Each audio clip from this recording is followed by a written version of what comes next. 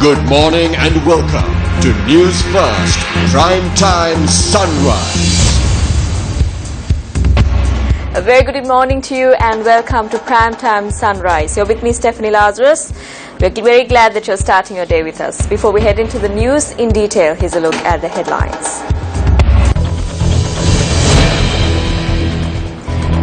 Measures taken to formulate a national policy on child protection. The adjournment debate on electoral reforms and amendments continues for a second day. Boats indicating the danger posed by jellyfish goes missing in Polhena. And on international news, emergency measures adopted as the death toll from Pakistan heatwave nears 700. Now, stories in detail. Measures taken to formulate a national policy on child protection, and the National Child Protection Authority has taken measures to formulate a national child protection policy. And the chairperson of the authority, Attorney-at-Law Natasha Balendra, said the discussions were held with the ministers at provincial councils in this regard. She also added that discussions on the responsibilities entrusted with regard to formulating the national policy is now underway. The National Child Protection Authority has initiated a national child protection policy. Discussions are underway to formulate this policy. We are hoping to discuss the fundamental aspects of child protection with the provincial councils. We are also hoping to create awareness on what aspects of child protection should be focused on and on the work that needs to be delegated to the relevant institutions with regard to child protection. We are planning on formulating this national policy by briefing the way in which the work relating to this should be divided between the central government and the provincial councils.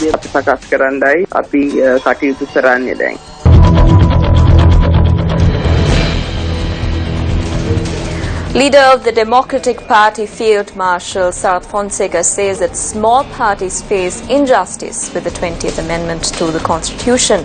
The Field Marshal expressed these views while attending a meeting in Kakirawa yesterday. My party is only 2 years and 2 months old and it is still learning to walk. Young parties like mine, even the JVP, even though it has been in existence since the 1970s, is a small party, and there are many minority parties like this.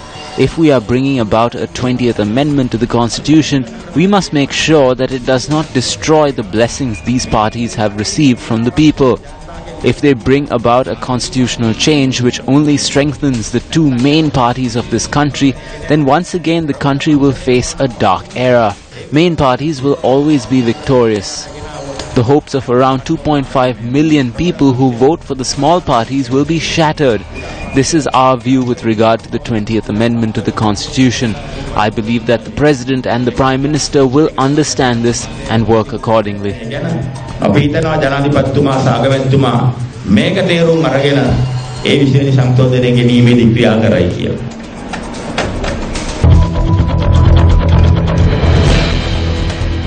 On to one of our headline-making stories now, the adjournment debate on the electoral system and the amendments that need to be added to this will continue for a second day in Parliament today. The debate on the adjournment motion on the constitutional amendment that was proposed by the government will be held for a second day today. Despite the opposition opposing the motion, the Speaker had decided that the debate should continue, taking the submissions of the Prime Minister Ranil Wickremesinghe into consideration. The Prime Minister had noted that there are objections to the debate on the Special Gazette, as the recent Gazette notification on the constitutional amendment is yet to be debated in Parliament. However, the Prime Minister had also noted that since the Gazette was not presented to Parliament by him, there are no objections on debating the constitutional amendment through a standing order. Speaker Chama Rajapaksa has noted a debate on the 20th Amendment does not seem to be in the pipeline through the proposal of an adjournment motion. Therefore, the second day of debate is scheduled to get underway in Parliament throughout the day today, starting at 9:30 a.m.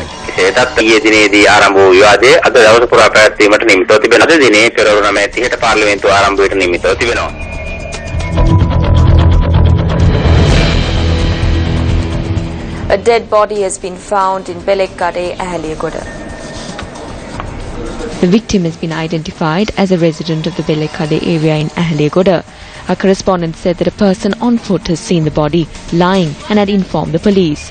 The Ahaliyagoda police are conducting further investigations into the incident.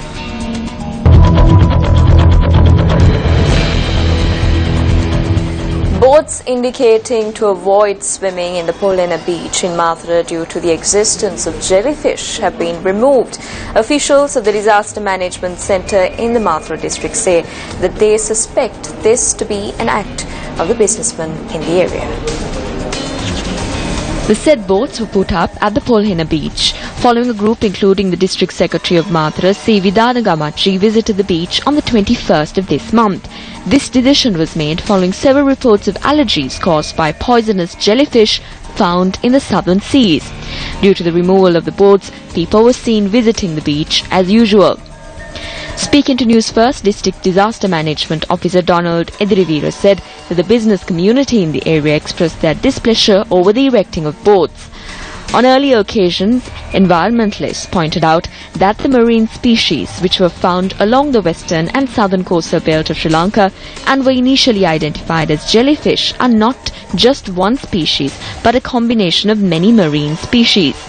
Meanwhile, the National Poisons Information Centre in Sri Lanka says the species of jellyfish found in the waters in the coast of Sri Lanka do not pose any deadly threat. Dr. Varuna Gunathilaka, the head of the National Poisons Information Centre, said that information on this was recorded in research conducted in the 1980s. Dr. Varuna Gunathilaka added that no deaths have been reported thus far from jellyfish stings that have taken place in the coast of the island. However, he added that certain medical procedure needs to be followed in the event of a jellyfish sting.